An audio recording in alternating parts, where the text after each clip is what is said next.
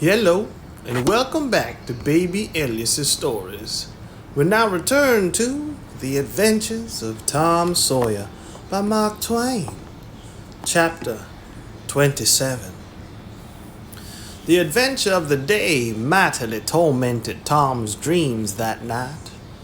4 times he had his hands on that rich treasure, and 4 times it wasted to nothingness in his fingers as sleep forsook him and wakefulness brought back the hard reality of his misfortune. As he lay in the early morning recalling the incidents of his great adventure, he noticed that they seemed curiously subdued and far away, somewhat as if they had happened in another world, or in a long time ago, or in a time long gone by. Then it occurred to him that the great adventure itself must be a dream. There was one very strong argument in favor of this idea, namely, that the quantity of corn he had seen was too vast to be real. He had never seen as much as $50 in one mass before, and he was like all boys of his age and station in life, in that he imagined that all reference to hundreds and thousands were mere fanciful forms of speech, and that no such sums really existed in the world. He never had supposed for a moment that so large a sum as $100 was to be found in actual money in anyone's possession. If his notions of hidden treasure had been analyzed, they would have been found to consist of a handful of real dimes and a bushel of vague, splendid, ungraspable dollars. But the incident of his adventure grew sensibly sharper and clearer under the attrition of thinking them over, and so he presently found himself leaning to the impression that the thing might not have been a dream after all. This uncertainty must be swept away.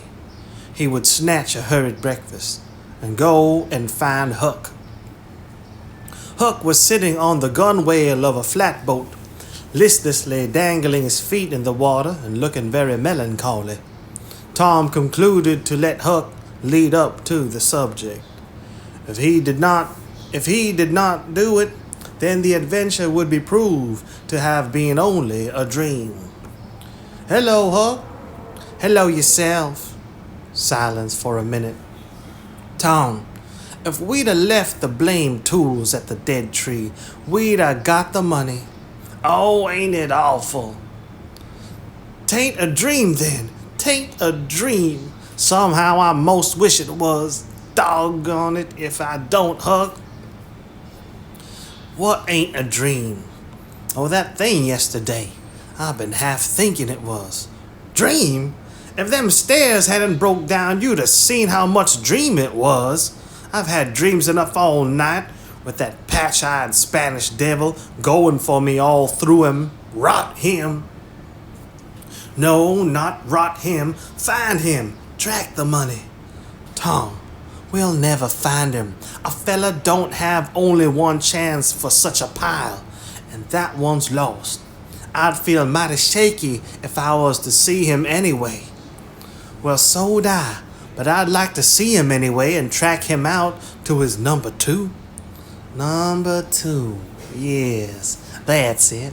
I've been thinking about that, but I can't make nothing of it.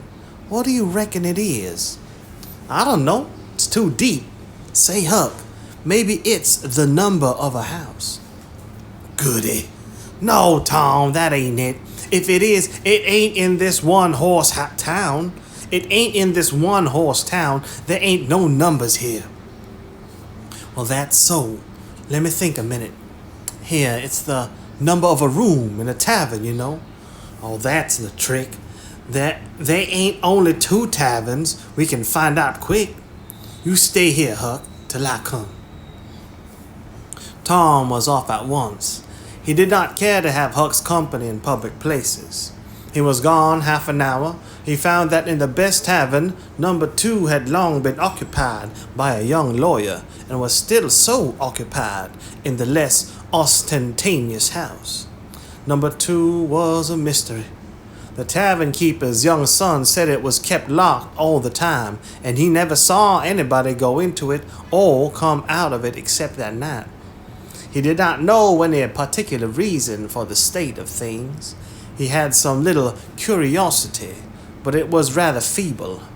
Had made the most of the mystery by entertaining himself with the idea that that room was haunted.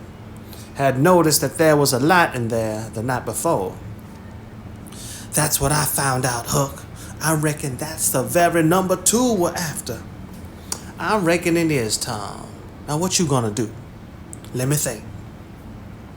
Tom thought a long time, then he said, I'll tell you. The back door of that number 2 is the door that comes out into the little close alley between the tavern and the old rattle trap of a brick store. Now you get hold of all the door keys you can find, and I'll nip all of Auntie's, and the first dark night we'll go there and try 'em. And mind you, keep a lookout for Injun Joe, because he said he was going to drop into town and spy around once more for a chance to get his revenge. If you see him, you just follow him, and if he don't go to that number 2, that ain't the place. Lordy, I don't want to follow him by myself. Well, it'll be night, sure. He might not ever see you, and if he did, maybe he'd never think anything. Well, if it is pretty dark, I reckon I'll track him. I don't know. I'll try. You bet I'll follow him if it's dark, Huck. Why, he might have found out he couldn't get his revenge and be going right after that money. It's so, Tom, it is so. I'll follow him. I will, by jingoes. Now you're talking. Don't you ever weaken, Huck, and I won't.